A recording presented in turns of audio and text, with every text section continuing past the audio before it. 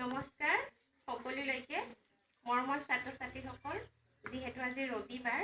গতিকে মই ভাবিছোঁ যোৱা কালাংশত যিটো মই তোমালোকক কি মাত্ৰা পাঠৰ শব্দাৰ্থ দিছিলোঁ তাৰ ওপৰত অকণমান আলোচনা কৰোঁ বুলি কাৰণ মই ভাবিছোঁ কেৱল বহীত তোমালোকে লিখি থ'লেই যথেষ্ট নহয়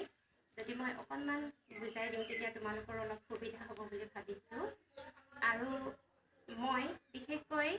শব্দ বা প্ৰশ্নোত্তৰ বহীত লিখি ৰখাতকৈ লগে লগে শুনি বুজি মনত ৰখাত বেছি গুৰুত্ব দিওঁ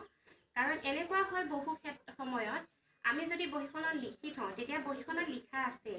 হ'ব দিয়ক লিখা আছে চাম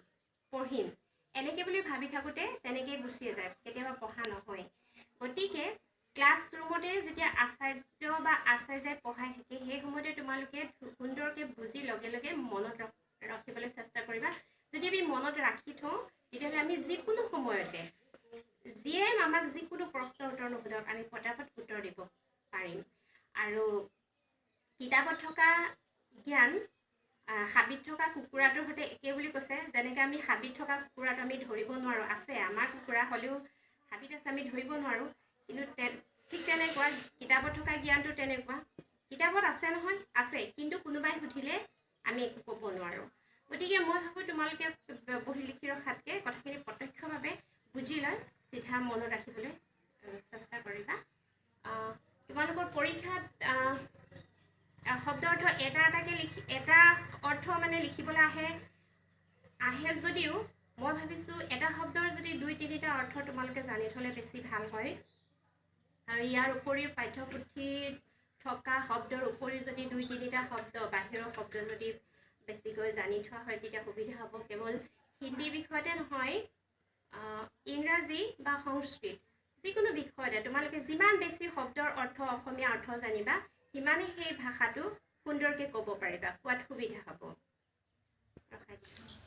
এতিয়া চাবা মই তোমালোকক যোৱা পাঠত দিছিলোঁ মিল শব্দৰ অসমীয়া অৰ্থ হৈছে মিল তাৰমানে মিল থকা এজনৰ লগত আনজনৰ মিল থকা এই যে আমি কওঁ তোমাৰ চেহেৰাটো তাইৰ লগত একদম মিল আছে দেই তোমাৰ কথা বতৰাবিলাক তাইৰ সৈতে একেই মিল আছে সেই মিলটো খিল মানে ফুলা ফুল ফুলা খিলে ফুল ফেলি গাতে চিৰিয়া মিলকৰচোন এনেকৈ কবিতা এটা আছে নহয় খিল মানে হৈছে ফুলা আৰু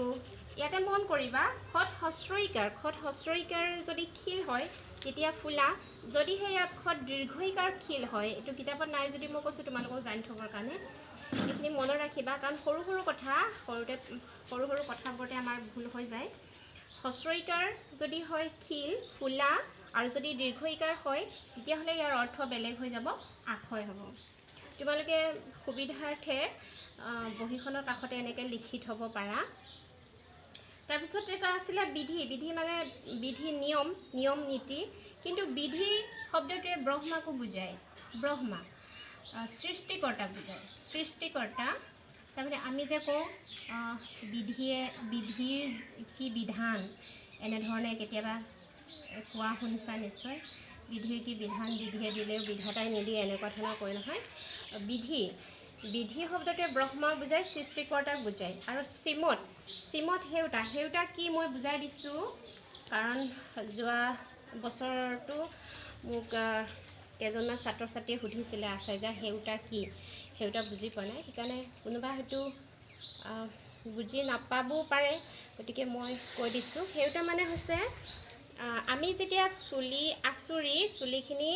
দুফালে দুভাগ কৰি দিয়াৰ পাছত মাজত যিটো সাজ ৰৈ যায় সেইটো হৈছে সেউতা আমাৰ মাহঁতে যে চুলিখিনি দুভাগ কৰি খোপা বান্ধি মাজত ৰঙাকৈ সেন্দুৰ লয় সেইটো হৈছে সেউতা আৰু কিৱাৰ মানে হৈছে দুৱাৰৰ পাল্লা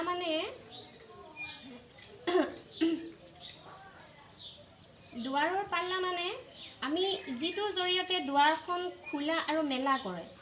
দুৱাৰখনত যে এটা দুৱাৰৰ পাল্লা বুজি পাইছা নিশ্চয়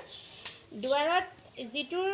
জৰিয়তে দুৱাৰখন খোলা আৰু বন্ধ কৰে দুৱাৰৰ পাল্লা সেইটো কোৱা হয় দুৱাৰৰ পাল্লা ইয়াক কোৱা হয় কিৱাৰ বুলি তাৰপিছত আৰু এটা শব্দ আছিলে মিল এইখিনিতে ঠাই কৈছে মিল শব্দটো কৈছোঁ মদ হস্ৰইকাৰ মিল এইটো আমি মিলা বা মিলা প্ৰীতি হ'ব পাৰে এইটো কোৱা হৈছে মিলাদ প্ৰীতি যদিহে দীৰ্ঘইকাৰ মিল হয়, তেতিয়াহ'লে ইয়াৰ শব্দৰ অৰ্থটো বেলেগ হৈ যাব। মিল মানে হ'ব আকৌ মাইল। মিল শব্দৰ অৰ্থ হৈছে মাইল। মাইল মানে কি? মাইল হৈছে এটা দূৰত্বৰ জোখ। মই এইখিনি মুচি দিছোঁ, লিখিব তোমালোকে লিখি ল'বা। ভিডিঅ'টো যিহেতু ভিডিঅ'টো আছে চাই লিখি ৰাখিবা। মই এইখিনি লিখিব সুবিধাৰ্থে মোহাৰি দিছোঁ। মিল শব্দৰ অৰ্থ মদ দীৰ্ঘইকাৰ মিল যদি হয় তেতিয়াহ'লে ইয়াৰ অৰ্থ হ'ব মাইল। মাইল হৈছে দূৰত্বৰ জোখ। মানে যেনেকৈ আমি কওঁ নহয় যে আমাৰ ঘৰৰ পৰা তোমালোকৰ ঘৰলৈ 1 মাইল দূৰ বা 2 মাইল দূৰ। মাইল এটা দূৰত্বৰ জোখ আৰু 1 মাইল 8 ফাৰ্লং দূৰ থাকে। 8 ফাৰ্লং দূৰত্বই 1 মাইল হয়।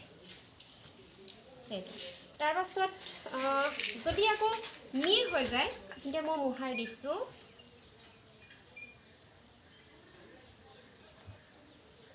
যদি মদ দীৰ্ঘইকাৰ